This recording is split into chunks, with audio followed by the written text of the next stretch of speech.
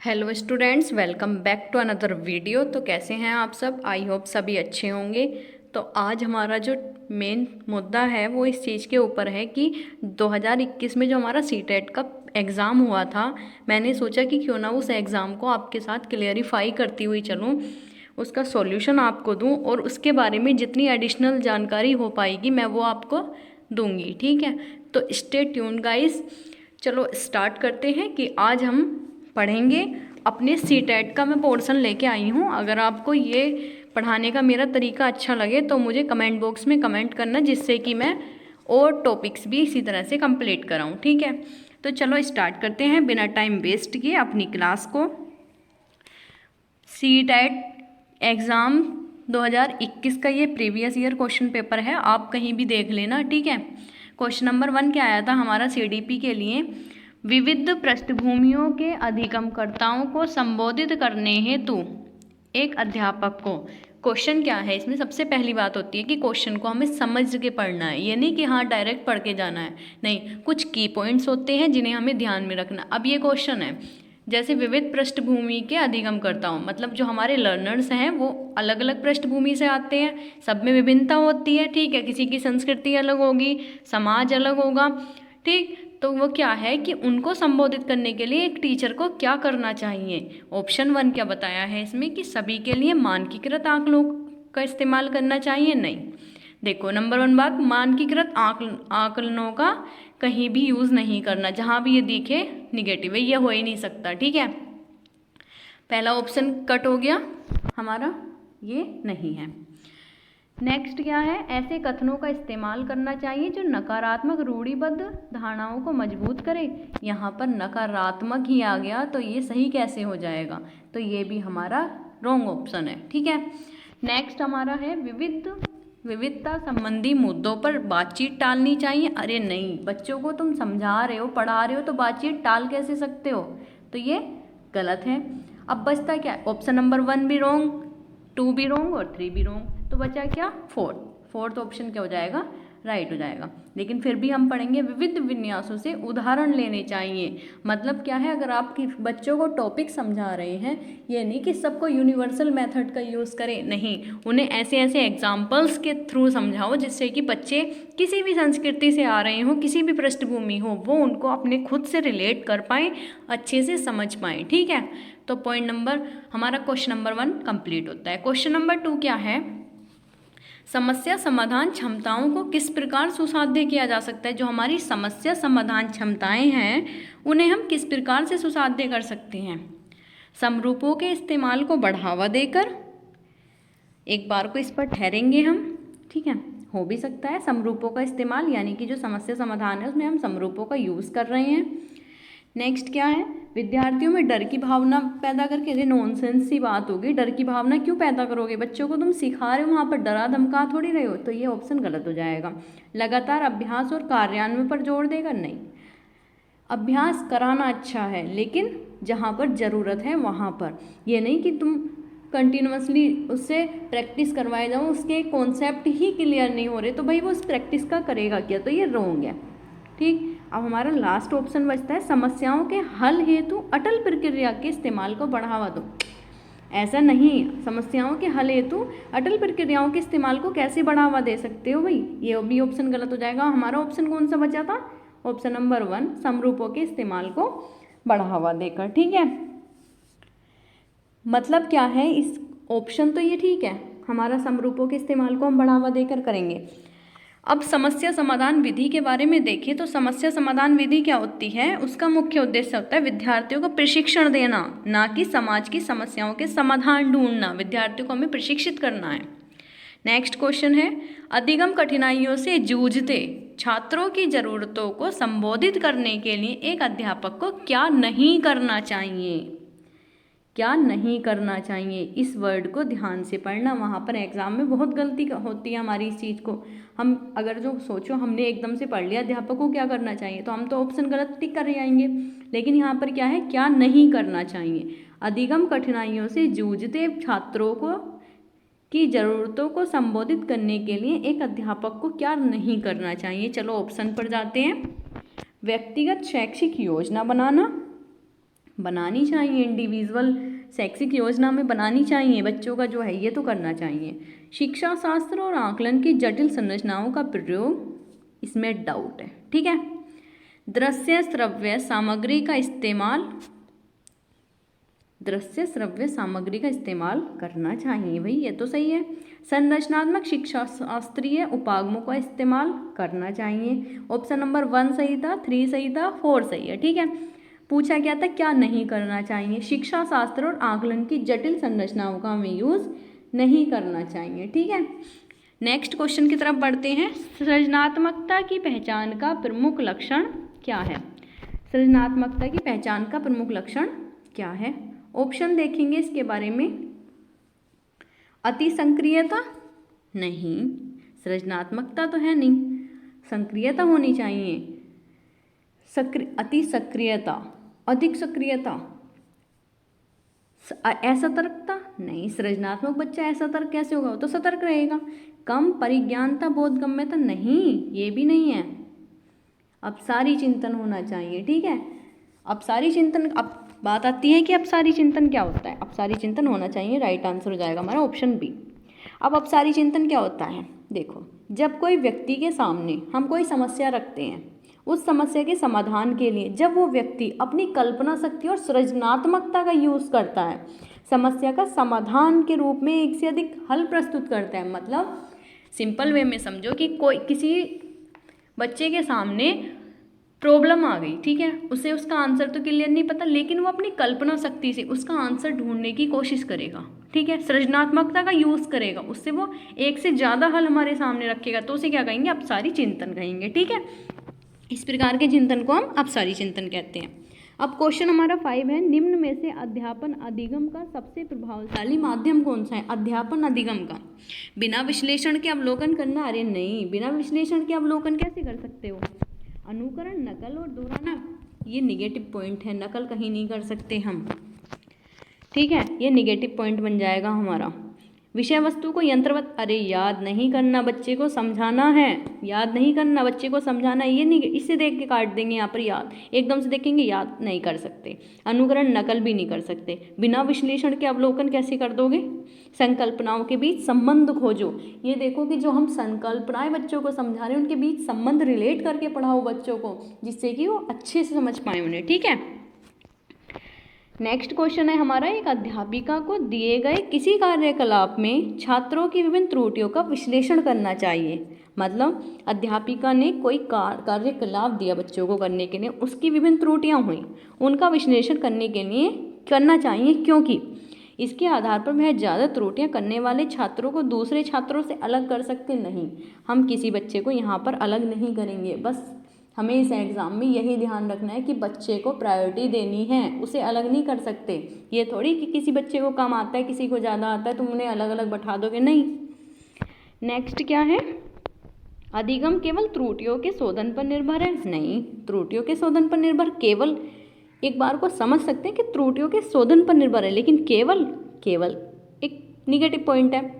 इसके आधार पर वह दंड की मात्रा निर्धारित कर सकती है, नहीं, बच्चे की त्रुटि को दंड के रूप में तो हमें लेना ही नहीं है, वो दंड की मात्रा थोड़ी ना निर्धारित कर रही है यहाँ पर। नेक्स्ट पॉइंट क्या है, त्रुटियों की समझ अध्यापन अधिगम प्रक्रिया के लिए अर्थपूर्ण है, ये पॉइंट राइट है। त्रुटियों की समझ जो है वो अध्यापन अधिगम प्रक्रिया के लिए अर्थपूर्ण है। नेक्स्ट क्वेश्चन बात करेंगे हम, अधिगम की अभिप्रेरणा को किस प्रकार कायम रखा जा सकता है? अधिगम की जो अभिप्रेरणा है उसे हम किस प्रकार कायम रख सकते हैं? बच्चों को बहुत आसान क्रियाकलाप कराकर, नहीं, आसान कैसे करा दोगे बच्चों को? एक बार को सही है, लेकिन कैसे आसान चीज़ें कैसे करा सकते हैं? हम नहीं करा सकते। यंत्रवत याद, याद बताया था रॉन्ग, याद बताया था, ये रॉन्ग ऑप्शन हो जाएगा एकदम। बच्चे को दंड, बच्चे को दंड नहीं देना, कितनी बार बताए इन्हें हम। प्रवीणता अभिमुखी लक्ष्यों पर विचार पर जोर देकर, प्रवीणता अभिमुखी लक्ष्यों पर जोर देकर मतलब क्या है? अभिप्रेरणा को सीखने का मुख्य कारक और सीखने की अनिवार्य स्थिति भी कहते हैं। अभिप्रेरणा जो है उसे सीखने का मुख्य कारक और सीखने की अनिवार्य स्थिति भी कहते हैं। अभिप्रेरणा का तात्पर्य सीखने के जीवित प्रयास से भी है, ठीक है। अब नेक्स्ट क्वेश्चन की बात करेंगे हम, शर्मिंदगी। शर्मिंदगी क्या है? बच्चों के को अधिगम हेतु अभिप्रेरित करने के लिए बहुत प्रभावशाली है। शर्मिंदगी बच्चा कोई महसूस कर रहा है तो वो अधिगम हेतु अभिप्रेरित कैसे हो जाएगा? नहीं। शर्मिंदगी के भाव को अध्यापन अधिगम प्रक्रिया में बारंबार पैदा करना चाहिए, गलत है। कैसे पैदा कर दोगे तुम? बच्चा वहाँ पर तो खुद को बहुत नीचे समझने लगेगा। का संज्ञान से कोई संबंध नहीं है, होता है भाई, उसका माइंड डिस्टर्ब हो जाता है, वो संज्ञान से संबंध है। का संज्ञान पर नकारात्मक प्रभाव पड़ सकता है, ये ऑप्शन हमारा राइट है। शर्मिंदगी का हमारे संज्ञान, बच्चे के संज्ञान पर नकारात्मक प्रभाव पड़ सकता है। नेक्स्ट क्वेश्चन की तरफ बढ़ते हैं।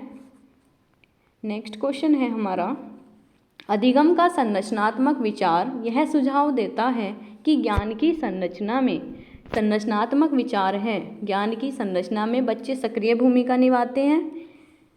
ऑप्शन राइट, बच्चे सक्रिय हैं, लेकिन हम फिर भी आगे पढ़ेंगे। पढ़ना तो है, ऐसे नहीं कि हाँ पहला ऑप्शन देखकर हम क्लिक एकदम से टिक कर देंगे, नहीं, वहाँ पर कंफ्यूजन भी हो सकती है। क्या पता इससे अच्छा कोई ऑप्शन हो जिसमें एडिशनल जानकारी हो, हमें उस ऑप्शन को टिक करना है, ठीक है। नेक्स्ट क्या है, बच्चे पूर्ण रूप से पाठ्य पुस्तकों पर निर्भर रहते, नहीं, पूर्ण रूप से पाठ्य पुस्तक पर निर्भर नहीं रह सकते बच्चे, ये गलत है। बच्चों की कोई भूमिका नहीं होती, क्यों नहीं होती भाई? बच्चे को तो हम यहाँ पर प्रायोरिटी दे रहे हैं, तो उसकी भूमिका क्यों नहीं होगी? ऑप्शन गलत है। बच्चे पूर्ण रूप से वयस्कों पर निर्भर रहते, नहीं, बच्चे पूर्ण रूप से वयस्कों पर निर्भर नहीं रहते। तो हमने क्या देखा था? बच्चे सक्रिय भूमिका निभाते हैं, राइट आंसर हो जाएगा। नेक्स्ट बात करेंगे हम, अधिगम के लिए निम्न में से कौन सी धारणा उपयुक्त है? अधिगम के लिए कौन सी धारणा उपयुक्त है? ठीक है, प्रयासों से कोई फर्क नहीं पड़ता, क्यों नहीं पड़ता? प्रयासों से फर्क पड़ता है, ऑप्शन रॉन्ग। असफलता अनियंत्रित है, असफलता अनियंत्रित है, ऑप्शन गलत है। योग्यता सुधार्य है, योग्यता क्या है?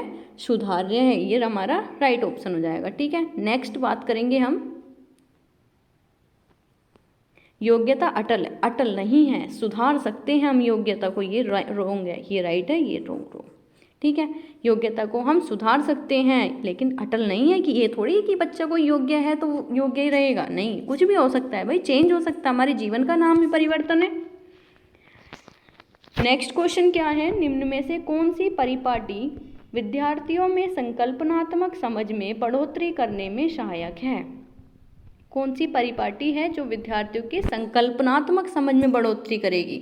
बारंबार परीक्षाएं, गलत। बारंबार परीक्षाएं क्या हमारा वो करेंगी, क्या कहते हैं उसको, बढ़ोतरी करेंगी। अन्वेषण और संवाद, अन्वेषण खोज करना और संवाद आपस में बातचीत करना, बच्चों को मौका दो वो अन्वेषण करें, संवाद करें, राइट ऑप्शन हो जाएगा। प्रतिस्पर्धा, कंपटीशन की क्या बात आ रही है? प्रतिस्पर्धाएं थोड़ी ना रखेंगे यहाँ पर। पाठ्यपुस्तक केंद्रित शिक्षण, नहीं, पाठ्यपुस्तक केंद्रित शिक्षण हमारा अच्छा नहीं है। बच्चों को सीखने में कठिनाई होती है, कब बच्चों को सीखने में कठिनाई होती है? जब अधिगम सामाजिक केंद्रित हो, सामाजिक संदर्भ में हो, नहीं,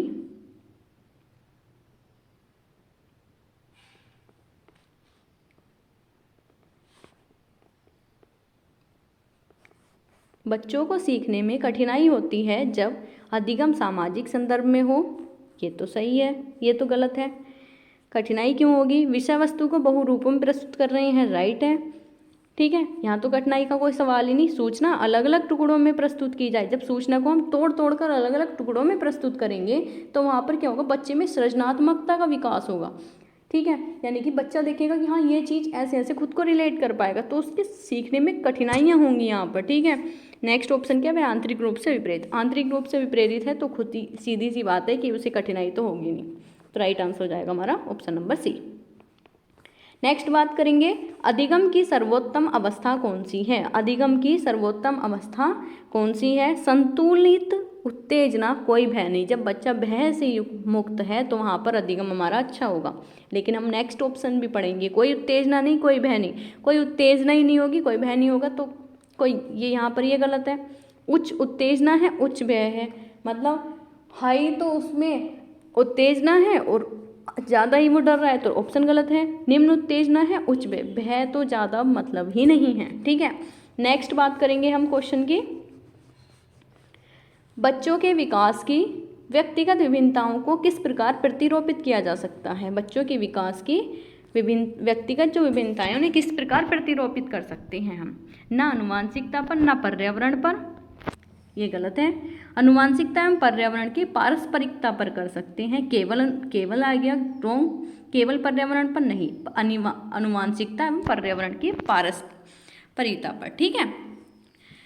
नेक्स्ट बात करेंगे, एक कार्य के दौरान साइना, एक क्वेश्चन है, कार्य के दौरान एक काम कर रही है, साइना नाम की लड़की है, खुद से बात कर रही है, कार्य को किस प्रकार प्रगति कर सकती है?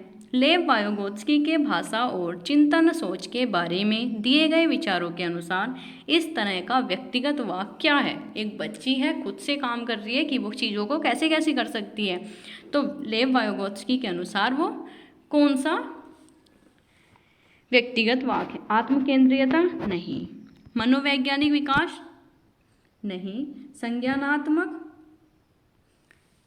अपरिपक्वता ये भी नहीं है, स्वनियमन यानी कि खुद को वो नियम कर रही है, खुद को गाइड कर रही है कि हाँ मैं इस चीज़ को ऐसे कर सकती हूँ। नेक्स्ट बात करेंगे, मूल्यांकन पद्धतियों का लक्ष्य होना चाहिए विद्यार्थियों की ज़रूरतों एवं आवश्यकताओं की पहचान करना, राइट। विद्यार्थियों की ज़रूरतों और हम आवश्यकताओं की पहचान करेंगे, राइट है।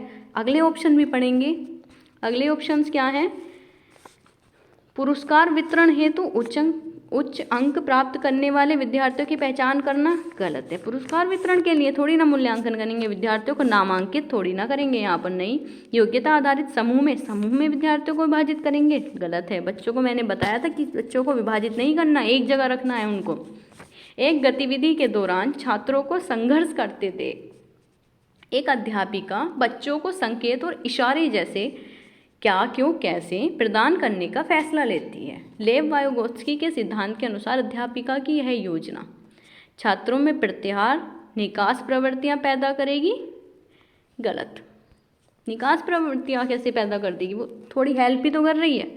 अध्यापक की अधिगम की प्रक्रिया में अर्थहीन होगी, गलत है। अधिगम के लिए ही तो संकेत दे रही है बच्चों को अधिगम के लिए अनुप्रेरित, गलत। अधिगम के लिए पाढ़, क्या? अधिगम के लिए पाढ़ आधारभूत संरचना का काम करेगी। Option number 4 is right answer. Next बात करेंगे हम, एक खेल प्रक्रिया के दौरान चोट लगने पर रोहन रोने लगा। यह देखकर उसके पिता ने कहा, लड़कियों की तरह व्यवहार ना करो, लड़के रोते नहीं हैं। पिता का यह कथन क्या है?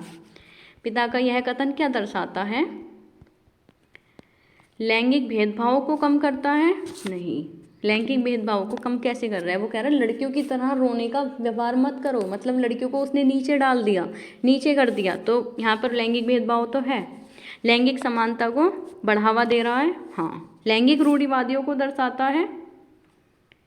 लैंगिक समानता को बढ़ावा देता है, हम इस पर रुकेंगे, हो सकता है। लैंगिक रूढ़िवादिताओं को दर्शाता है, हाँ ये ठीक है।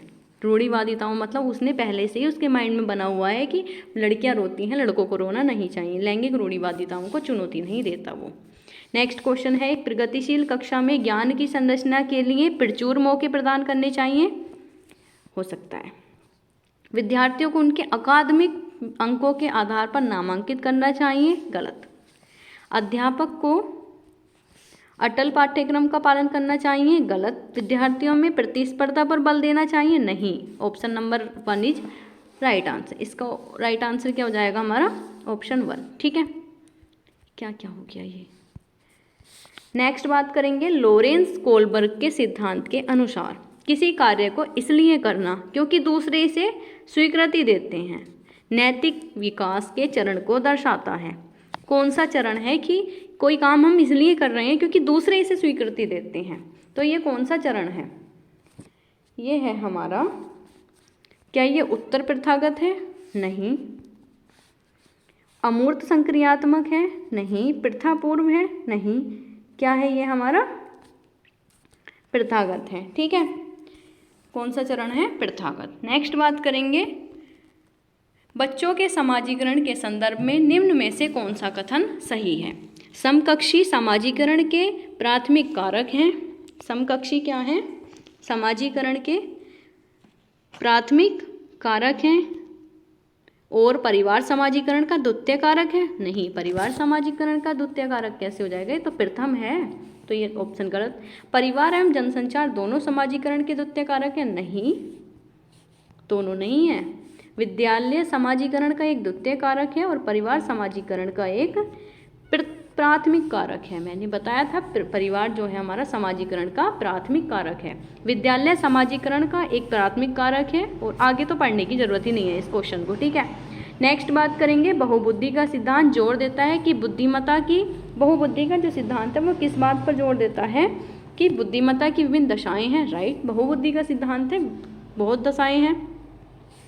बुद्धिमत्ता में कोई व्यक्तिगत विभिन्नताएं नहीं होती हैं भाई, कितनी सारी बुद्धि पढ़ी थी मैंने, पढ़ाया था, पूरी सीडीपी कंप्लीट कर रखी है। अगर आप लोगों ने नहीं देखी हो तो प्लेलिस्ट बना रखी है मैंने अपनी चैनल पर, मेरे चैनल को विजिट करना और आपको वहाँ पर पूरी सीडीपी मिल जाएगी।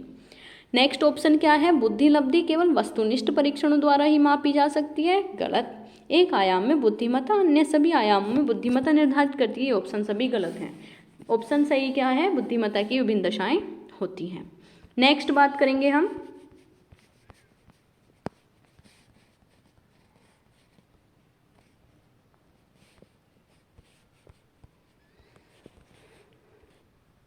जीन पियाजे के संज्ञानात्मक विकास के सिद्धांत में पूर्व संक्रियात्मक अवस्था में विकास का मुख्य गुण क्या है। पूर्व संक्रियात्मक में मुख्य गुण क्या है, परिकल्पित निगमनात्मक सोच, गलत। संरक्षण और पदार्थों को क्रमबद्ध करने की क्षमता, गलत। अमूर्त सोच का विकास, गलत। विचार सोच में केंद्रीकरण, option number 4 is right answer. Next question की तरफ बढ़ते हैं, विकास के संदर्भ में निम्न में से कौन सा कथन सही है। विकास केवल बाल्यावस्था के दौरान होता है, गलत। बॉम टू टॉम चलता है, मैंने बताया था। विकास बहुआयामी होता है, विकास क्या है हमारा, बहुआयामी होता है, राइट। विकास की दर सभी संस्कृतियों में सभी के लिए समान दर समान नहीं होती, विकास केवल विद्यालय में, गलत। Option number 2 is right answer. Next question की तरफ बढ़ेंगे, लेव वायोगोत्स्की का सामाजिक सांस्कृतिक परिप्रेक्ष्य अधिगम प्रक्रिया में किस चीज पर जोर देता है। अभिप्रेरणा पर, संतुलीकरण पर, सांस्कृतिक उपकरणों पर, या फिर गुणारोपण पर। ये जोर देता है हमारा सांस्कृतिक उपकरणों पर, ठीक है। नेक्स्ट बात करेंगे हम, जीन पियाजे अपने संज्ञानात्मक विकास के सिद्धांत में संज्ञानात्मक संरचनाओं को किसके रूप में वर्णित करते हैं। जीन पियाजे, ठीक है। जीन पियाजे विकास का समीपस्थ क्षेत्र, नहीं, जीन पियाजे ने नहीं बोला। मनोवैज्ञानिक उपकरण, नहीं। उद्दीपक अनुक्रिया संबंध, नहीं। इन्होंने बोला है स्कीमा के बारे में, जिसमें हमारी जो जानकारी है वो पैकेट्स के रूप में रहती है। एक समावेशी कक्षा में किस चीज़ पर जोर देना चाहिए, सामाजिक पहचान के आधार पर छात्रों में अलगाव, गलत। समावेशी है, हर बच्चे के सामर्थ्य को अधिकतम करने के लिए अवसर प्रदान करो, बच्चों को अवसर दे रहे हैं ना, तो ऑप्शन हमारा क्या हो जाएगा, ये राइट हो जाएगा। प्रदर्शन अभिमुखी, नहीं। अभिभेदी समरूपी निर्देश, नहीं। नेक्स्ट बात करेंगे, दिव्यांगजन अधिकार अधिनियम 2016 के अनुसार निम्न में से किस शब्दावली का प्रयोग उपयुक्त है। छात्र जिसे शारीरिक दिव्यांगता है, छात्र जिसका शरीर अशक्त है, नहीं। मंदित छात्र, नहीं। विकलांग छात्र, नहीं। शारीरिक दिव्यांगता, इसमें सभी आ गए हैं, ठीक है। अब नेक्स्ट क्वेश्चन की तरफ बात करेंगे हम, जन्म से किशोर अवस्था तक बच्चों में विकास किस क्रम में होता है। जन्म से किशोर अवस्था तक बच्चों में विकास किस तरह होता है। मूर्त, अमूर्त, सांवेदिक, गलत है। मूर्त, अमूर्त, अमूर्त, मूर्त, सांवेदिक, नहीं। सांवेदिक, मूर्त, अमूर्त, ये ऑप्शन राइट है, ठीक है। ये वाला क्रम हमारा राइट है। नेक्स्ट बात करेंगे, एक प्रगतिशील कक्षा में व्यक्तिगत विभिन्नताओं को किस प्रकार देखा जाना चाहिए। योग्यता आधारित समूह बनाने का मापदंड, नहीं। अध्यापन अधिगम प्रक्रिया की परियोजना के लिए महत्वपूर्ण, हाँ, उसको महत्वपूर्ण मानेंगे हम, ठीक है। नेक्स्ट क्या है, अधिगम की प्रक्रिया में बाधा नहीं है वो, अध्यापक के पक्ष पर असफलता नहीं। इसका राइट आंसर हो जाएगा ऑप्शन नंबर 2। इसी के साथ जो हमारा 2021 में सीटेट का पेपर आया था उसकी हमने सीडीपी कंप्लीट कर ली है। सीडीपी का ऑप्शन वो पोर्शन पूरे 30 क्वेश्चंस हमने कंप्लीट कर लिए हैं। अगर आपको क्लास अच्छी लगे तो लाइक, शेयर और कमेंट ज़रूर करना और चैनल को सब्सक्राइब ज़रूर कर लेना। और मैं आप सभी के लिए इतनी मेहनत कर रही हूँ तो प्लीज़ मुझे भी सपोर्ट दिखाओ। इसी के साथ बाय बाय स्टूडेंट्स, मिलते हैं 2021 के ही प्रीवियस ईयर पेपर की सेकंड पोर्शन के साथ। ठीक है, इसी के साथ bye bye students, take care, all the best for your exam.